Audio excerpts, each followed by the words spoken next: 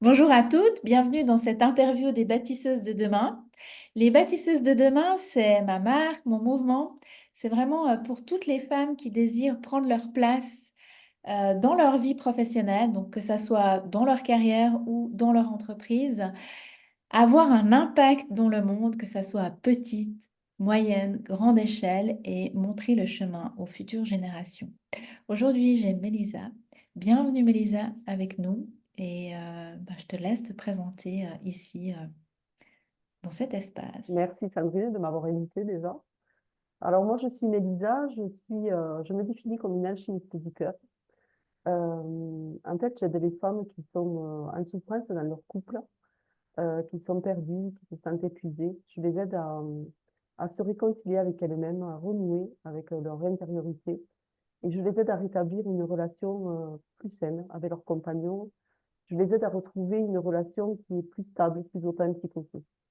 Voilà. J'ai été J'étais formée en psychologie transpersonnelle humaniste et en art-thérapie. Donc aujourd'hui, je me définis comme alchimiste du cœur, mais ma formation de base, c'est celle-ci.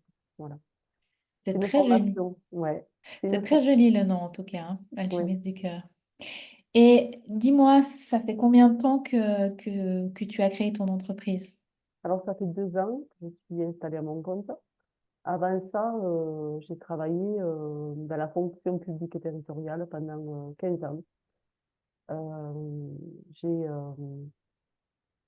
Ça a été suivi par un burn-out parce en 2016, j'ai fait un burn-out qui a été précédé d'un divorce. Donc, ça a été vraiment deux événements marquants dans ma vie qui ont fait que j'ai pris conscience de pas mal de choses, hein. J'ai pris conscience notamment que j'étais vraiment coupée de moi-même, hein. Je suis tombée dans l'épuisement et j'ai basculé quelque part, j'ai transformé ma vie à partir de ces deux événements-là. Voilà. Et, euh, et voilà, donc aujourd'hui, euh, j'ai vraiment à cœur d'accompagner ces femmes-là pour qu'elles puissent vraiment reprendre leur vie en main, qu'elles puissent prendre leur place, leur responsabilité dans leur vie. Voilà, voilà mon désir profond aujourd'hui. Merci beaucoup. Et souvent, effectivement, quand on décide de faire voilà, une transition professionnelle, une reconversion, c'est souvent suite à un burn-out, un problème de santé ou enfin, des Ouais, gros événements dans nos vies qui font que des on épreuves aussi, réalise hein. que Ouais, la vie est courte. ouais. Et, et du coup, pour toi, qu'est-ce qui a été le plus gros challenge en fait de faire cette transition professionnelle entre voilà, le monde du salariat et puis devenir entrepreneur? Alors déjà, je dirais que j'étais dans le déni. Euh, je reconnaissais pas que j'étais aussi mal, quoi, quelque part. Parce que j'ai grandi avec cette croyance qu'il fallait être fort dans la vie, qu'il fallait euh, qu'on pouvait arriver finalement à s'en sortir seul aussi. Il y avait Mhm. cette idée-là. Et puis avec des croyances aussi euh, de la sécurité de l'emploi aussi, avec, parce que j'avais toujours entendu dire euh, c'était bien pour moi de travailler dans ce genre de système-là. Sauf que je me suis rendu compte que finalement, on était coupé, peut-être moi pour ma part, euh, de cette liberté, de notre propre vision, Mhm. de, de tout ça. Par manque de confiance en moi et d'estime de moi aussi, hein, c'est évident, mais sorti de là, pour moi, c'était impossible de me remettre dans le salariat. Voilà. Et c'est c'est vraiment quelque chose de viscéral que je me disais, je peux plus, quoi. Et, donc j'ai décidé ben, de suivre quelque part ce qui me faisait vibrer et ce qui m'animait, quoi. Finalement, c'est que et petit à petit, en travaillant sur moi, je me suis rendu compte que on avait toute cette richesse en nous qui était là et qui demandait qu'à être mise en lumière, quoi. Et puis, ça a complètement changé ma vie aussi de travailler sur moi parce que du coup, je me suis remariée avec le même homme. J'avais divorcé, je me suis remariée avec le même homme. Et, euh, et puis aujourd'hui, je dis que vraiment, c'est possible quoi, euh, de créer cette relation avec soi, une belle relation avec soi, et de pouvoir avoir de belles relations autour de soi aussi. Voilà.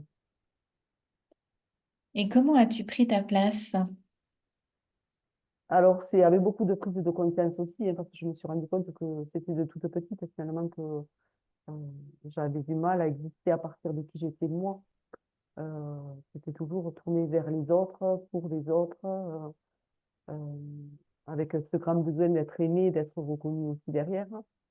Et, euh, et je dirais que c'est en travaillant sur nos propres besoins, en travaillant euh, sur nos désirs, sur nos aspirations, qu'après on ose finalement euh, prendre notre place et redonner du sens à notre vie aussi, quoi. Ouais. Pour toi, c'est quoi une bâtisseuse de demain?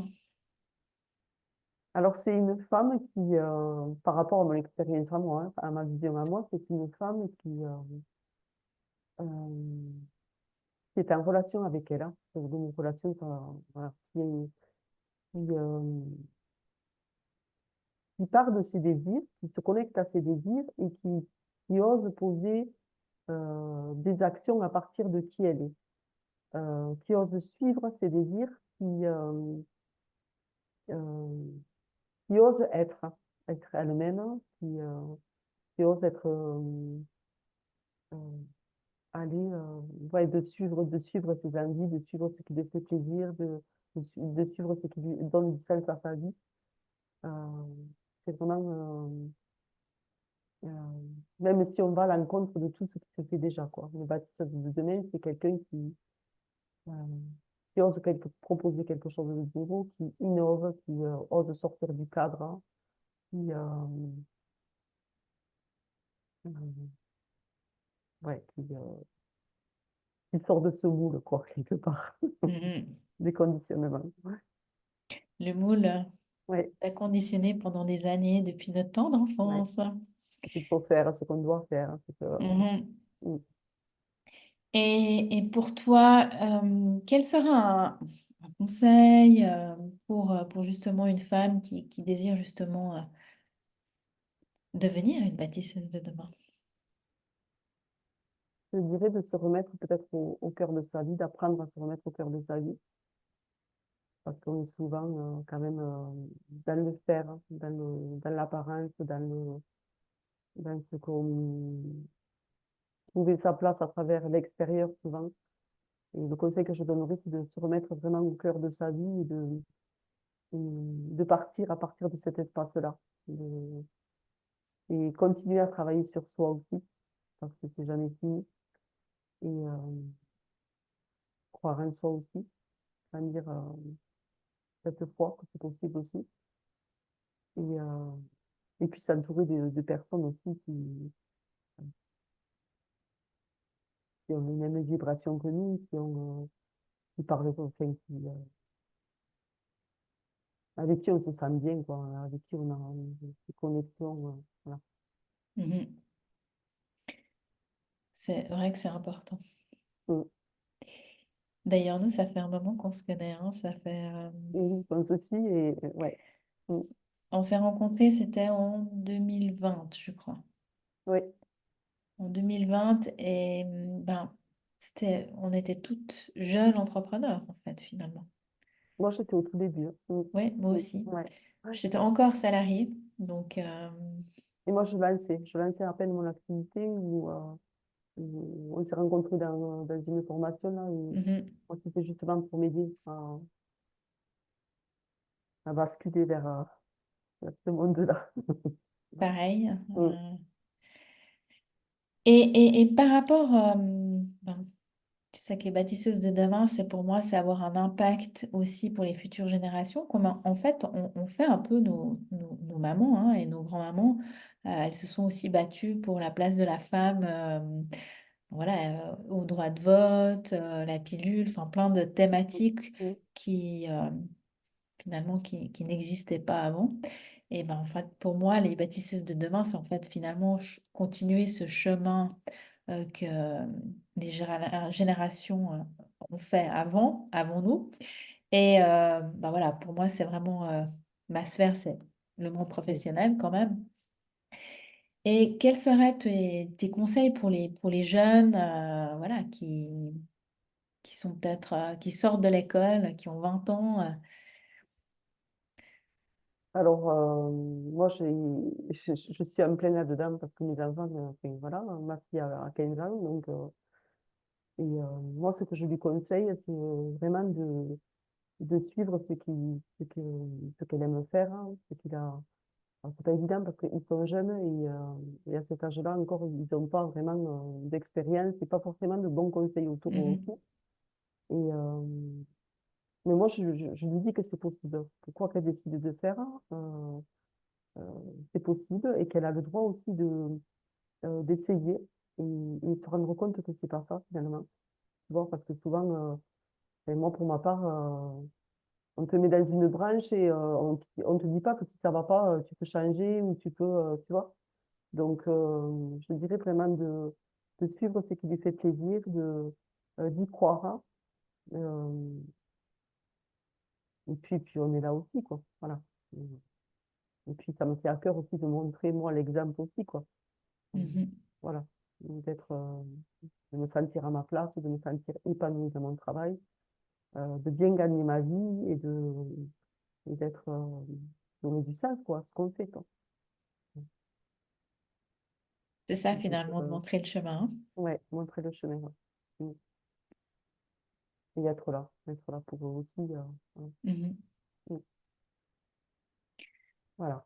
Est-ce que tu aimerais rajouter quelque chose ou je sais pas, Non, un conseil? Non. non. Bon, en tout cas, j'ai passé un très bon moment avec Moi toi. aussi, Sandrine. Mm. C'était ravie de t'avoir eu dans cette interview. Et puis, ben, pour les personnes qui regardent l'interview, je mettrai les coordonnées de Melissa enfin, sous la vidéo, si vous désirez la joindre sur les réseaux sociaux. Et ben, si vous avez aimé cette vidéo, n'hésitez pas à liker, à Mm. commenter, à vous abonner à la chaîne. Et je vous dis à tout bientôt pour un prochain interview. Merci. Merci, ciao ciao!